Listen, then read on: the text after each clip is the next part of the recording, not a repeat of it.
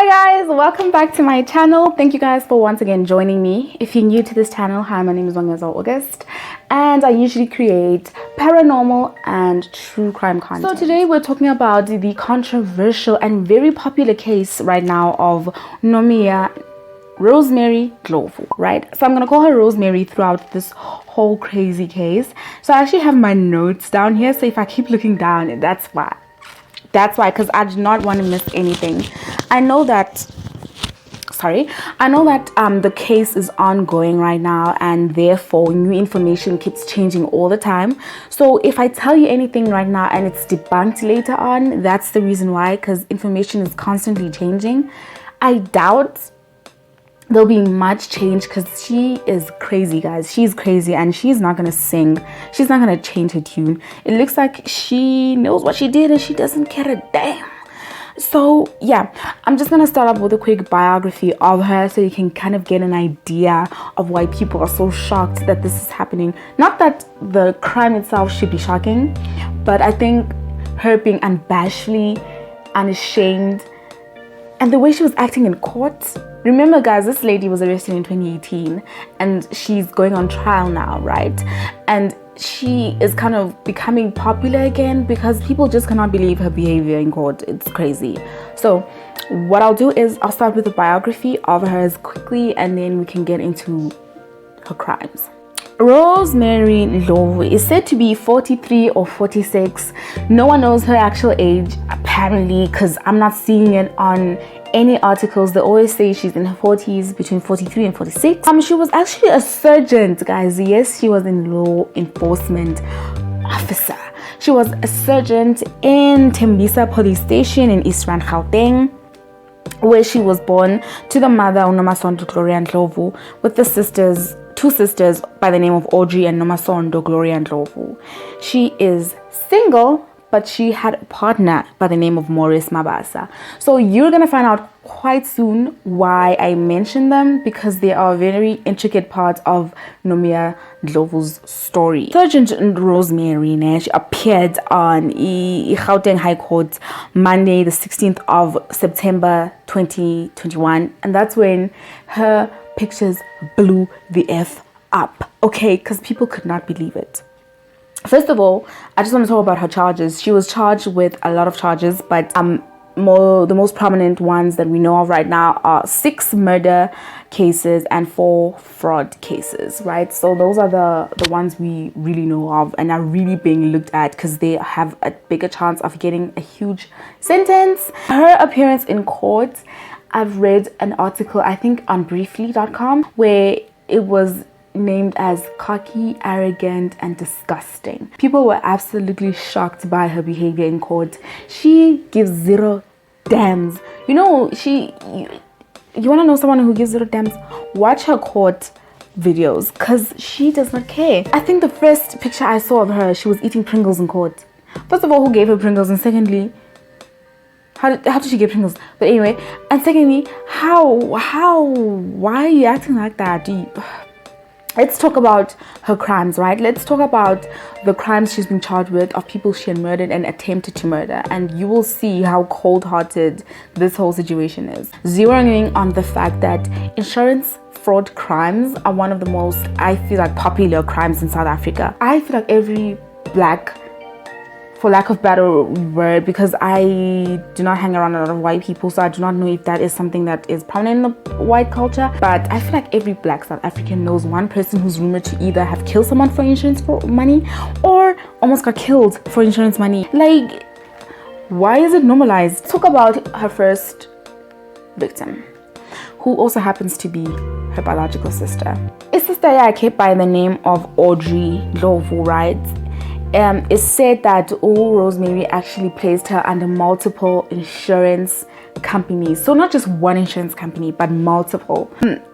And on Tuesday morning, the 25th of June 2013, Rosemary Ndlovu is said to have allegedly have said to have fed his sister yakhe a tea mixed in with some poison. So little poison, harmful substances, as they call it in the article. And then she left. She's like, okay, I'm leaving. Couple of hours later, she returns back to the house to ensure that Sister Ake really has passed. And then when she got there, Sister Ake wasn't fully like passed yet, and then she had strangled her in order to make sure that the job is done, and then left her. A few days later, people come back to look to find Audrey's body decomposing, and Rosemary actually got an insurance, pocketed about 700,000, almost a milli, from the insurance that she had placed on her sister. Yeah, because she was the beneficiary, she got the whole 700k. So that was the first one, and this was in 2013. So, okay, a couple of years later, Audrey's son, so her sister's son by the name of Brilliant Mashego, confronted Ndlovu about his mother's death. So he confronted Auntie Wake on some, I know you killed my mom, and I know you did it for the insurance money. But get this, guys, instead of being mad that Auntie Wake killed Umama, period, this man got mad because Auntie Wake never shared the money. He said, give me some money. Give me some of that money. Or I'm telling the police on you. And that's when Rosemary made the conscious decision that I have to kill him because he wants money. That's how it was kind of put. But Mbulele, because of Unimali, and more than Mbulele about the fact that she's afraid she's going to get exposed. Because remember, guys, this person's a surgeon. You have to have some kind of connections in the police station for you to get away with so much stuff. A couple days later, Mashego's body was found in the streets with head injuries. Days after threatening Auntie Wake about the insurance money, like, I want a slice of that pie, he was found on the streets dead with head injuries. Actually, side note, head injuries is said to be one of the kind of defining factors of all her victims. All of them seem to have head injuries. And now we move on. This is her third murder, right? Now we're moving on to 2015. Remember, 2013 is when she started her little crime spree. Now it's 2015, and she allegedly murdered her lover. So Rosemary Ebekipita, she was cohabiting with her boyfriend by the name of Yingwani, I think that's how he said, Morris Mabasa. And they were living together for about 4 years prior to this. Now, their relationship dynamic is crazy. Apparently, Mabasa, her boyfriend, was terrified of Rosemary to the point where it said he escaped death twice. And this death was going to be inflicted by Rosemary, right? So he allegedly escaped it twice. And some days he was so afraid after fights with her that he'd sleep in his car. That's how hectic they were. And apparently, allegedly, a lot of these fights were ensued because he had cheated previously on her twice. Mabasa was attacked on Tuesday, the 14th of October 2015, and his body was actually retrieved from Olifantsfontein police station. So his body was found in front of a police station. And get this, they found his body and they identified that it was him. They saw that he had head injuries, and that's how he died, from a head injury. All his stuff was still on him. His wallet, his money, everything that was valuable was still on him. And he was found with more than 80 cuts, guys. On top of the head injuries, there were more than 80 cuts on his body. Rosemary went on and pocketed about 400k and some from his death via life insurance. And then she spent about 40k on his funeral. Do you think Rosemary gave up? Do you think Rosemary was like, no man, like I'm doing the absolute freaking most? No, instead she went after her cousin, the name of Witness Mataka Homu. Now, this poor cousin is said to have just one day he woke up, got ready for work, left in Riake, and never came back. And he instead was found in the bushes near his home with severe head injuries. And that's how he passed. Now, is there something that connects Ndlovu in particular to her murder? Not particularly, but at this point, people, like, if your whole family is dying from insurance fraud and there is indoor indicator you are responsible for like at least 3 of them, they're gonna pin it on you, you know what I mean? Do you think she was satisfied with that? Hell no. She skirts, she moves on to her niece, aka Zanele Mota, right? So this is 2016 now, right? Last murder was about 2015. It's 2016. Ndlovu is said to have stole insurance mali kaZanele from January to May before actually inviting uZanele to her house for about 2 weeks in June. And then next thing, after those 2 weeks where we visited Ndlovu, her body was found in Lelene, like on a random road in Kempton Park a couple of days later. When they found uZanele, actually she was still alive, even though she had really severe head injuries. She was found alive, but then unfortunately a couple of days later in Kempton Park medical center, she passed away, and she could not speak at that point. I guess they were kind of waiting to see, Bana, do you know who did this to you and stuff like that. But unfortunately she passed away, leaving behind 3 kids and a husband. Maybe Ongi, maybe she's gonna stop now, she's doing that. I said no, she did not. Okay, Ndlovu actually planned a shooting. Mashaba Mayeni Mashaba, who is a relative of Ndlovu, was shot dead on the day they had planned to meet. So they were planning to meet, called up because Nagay can meet. It's unclear if Ebefako insurance or not, because I call records of whether she had pocketed money from the insurance, you know what I mean? Because the defining factor on all the others besides the head injuries was that my insurer Rosemary. So this time there was no clear factor whether insurance was involved with her. Okay. Now let's talk about how Rosemary's mother, sister, and her sister's 5 kids escaped. So it said that around Lamaklesha, where the sister and the mother almost passed, Rosemary hired a hitman for about 2,600, right? 2,600, guys! You can hire a hitman for 2,600 in this country. Like, yo.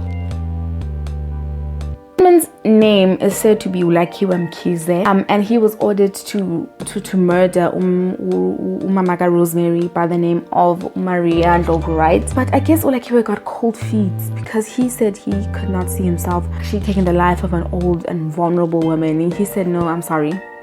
This 2,600 is not enough for me to take an old lady's life like that. So Rosemary was like, okay, I need a change of action because no one is willing to kill my mother, because no one is willing to murder an old poor lady. Aibo, guys. So she then changed her attention from her mother and she just locked in on her sister. Her sister's name is Nomia Ndlovu, right? And she has about 5 children. She then assigned the task of this murder to another hitman by the name of Ndlovu. She said, hey, listen, I'm gonna give you some sleeping tablets and I'm gonna give you some petrols for you to make them sleep and then kill them, right? She allowed Njabulo's men to actually break into the house, stuff socks into their mouths, and then set them on fire. This was actually in the article named the second attempt she had on her sister. So she had tried to kill her sister back in 2017 and then it didn't work, and now she was trying for the second time. So this was the second attempt, right? The man saw that Nomia had a 5-month-old baby and he was like, I cannot kill a child. So he squirt his ass to the police station. He's like, please, I'd rather be arrested for like conspiracy of murder than kill Lomama. And it's actually said that the hitman was more afraid of Ndlovu, that he'd rather be in prison than be at her disposal. Now that tells me 2 things. A, Unabuya blackmailed by Rosemary, or B, he's really afraid that if he doesn't do it and he gets away, Rosemary is actually gonna off him. The police actually put an undercover cop to work with Ndlovu under the guise of that undercover cop being a hitman. And there's actually video footage. I'm gonna show you the video footage of Ndlovu exchanging these pills and petrol with this undercover policeman disguised as a hitman. Anyway, the police ended up arresting Ndlovu at a taxi rank shortly after she left the hitman. She dropped off the hitman at Nomasonto's home and she said, do it. Your own sister, guys, your own niece and nephews. She said, do it. But she was arrested shortly after. So yeah, the reason why this whole case is becoming popular, like I said, this has been up. I mean, this whole case has been happening since 2018. But the whole reason it's kind of emerging, people are having this hellfire and it's becoming popular, is because of the way she was behaving in court. She had her hands on her hips. She was throwing peace signs. She was fanning herself. And she was asking the media and Are you satisfied with these pictures? Do you like this angle? She was doing the most. At some point, she actually turned to her court interpreter and she asked, who knew Rosemary Ndlovu would be a celebrity one day? What I can say about this story is it's made a lot of people think or actually reflect on how easy it is to get a life insurance on someone and kill them. Like, guys, that is, and I don't think a lot of law enforcement zeroes in on those type of crimes, but in South Africa, this is a very big crime. It's a very big problem. Abantu ababanja as much as they should. It's scary, but it's happening and we need to talk about it. And this is what has a lot of South Africans talking. How easy it is to get rid of someone just for money. Anyway, guys, I hope you enjoyed this case. Like I said, this trial is still ongoing. If you guys want me to make a video at the end, maybe when there's a sentencing, new information that emerges throughout court, etc., like this video was requested. I got a lot of DMs to make this video because a lot of people wanted to find out what's going on. So if you are interested, you know what to do. Yeah, until then, guys, I'll catch you guys later. Take care of yourselves.